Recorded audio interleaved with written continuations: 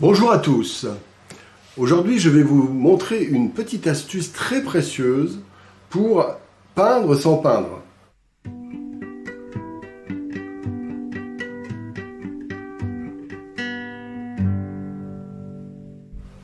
Alors vous vous demandez ce que c'est?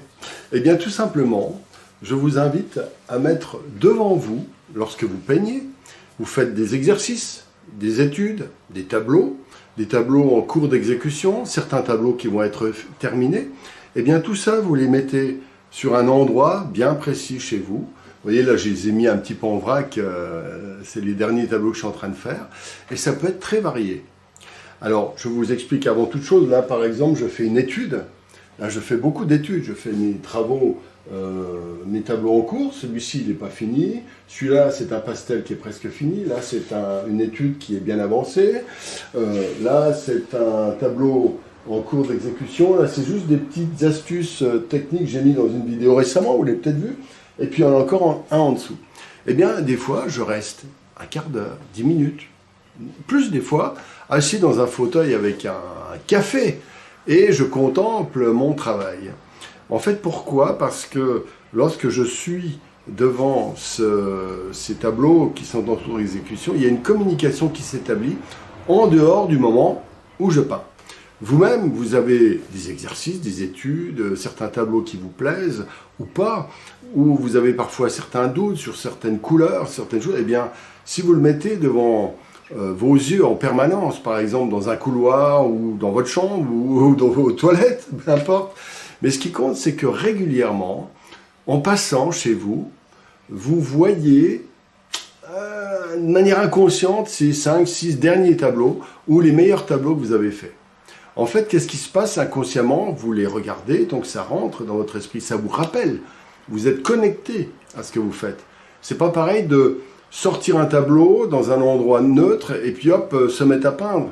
Alors que si vous l'avez vu 50 fois en passant, quand vous allez vous vaquer entre la cuisine et la salle à manger, par exemple, eh bien, vous allez nourrir votre inconscient très puissamment. Vous allez vous connecter de plusieurs manières. Déjà, ça va vous donner, vous allez dire, ah, le rouge là, le rouge, ah, le bleu là, ce bleu, ah, cet effet de matière, ah non, ça va pas. Vous allez vous interroger à chaque fois que vous allez passer, ne serait-ce qu'un dixième de seconde. Mais le résultat est considérable parce que vous faites entrer dans votre conscience la totalité du tableau, vous envoyez les parties pertinentes, les choses qui ne vont pas, les déséquilibres, et ça vous donne envie de chercher des solutions. Et à ce moment-là, plein de choses se mettent en mouvement. En fait, votre cerveau, il faut savoir l'utiliser. Lorsque vous vous mettez dans ces conditions et que vous avez 7 tableaux, ou 6 ou 5, si vous voulez, c'est pas important, en permanence devant vous, vous les boostez d'une manière incroyable et vous-même, vous vous motivez. Donc, vous boostez vos tableaux parce que vous allez savoir quoi faire. Et à l'intérieur de vous, vous créez une espèce d'émulation permanente qui va vous dire « Ah, il faut que je fasse ci, il faut que je fasse... » Vous allez pousser à l'action. Alors que le danger, bien sûr, dans toutes les pratiques, c'est la procrastination.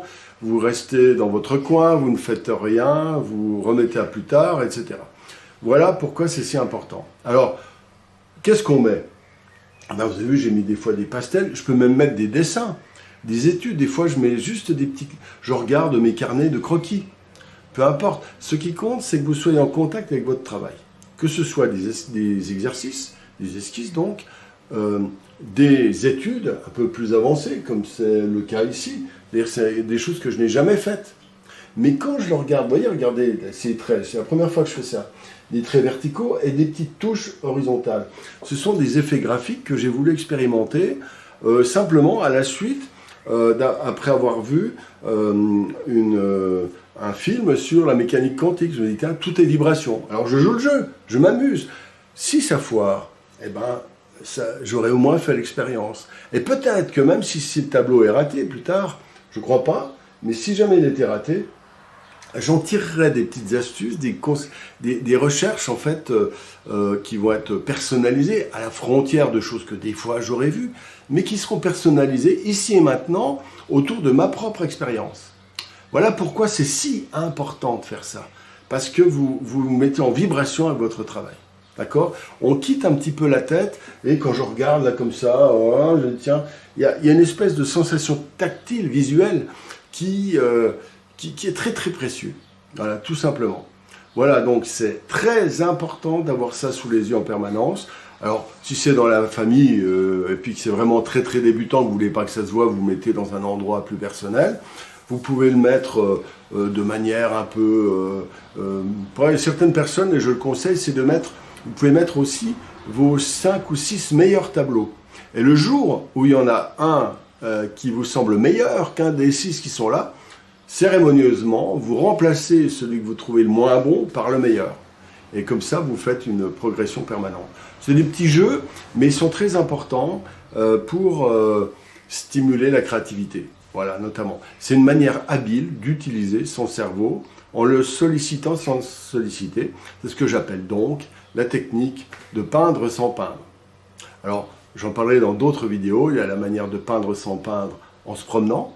Voilà, moi, il y a plein de manières de peindre sans peindre, parce que si vous n'avez pas le temps d'être très souvent devant votre chevalet, vous êtes en permanence confronté aux couleurs du monde, à la couleur de votre monde, donc c'est ce que je viens de vous expliquer.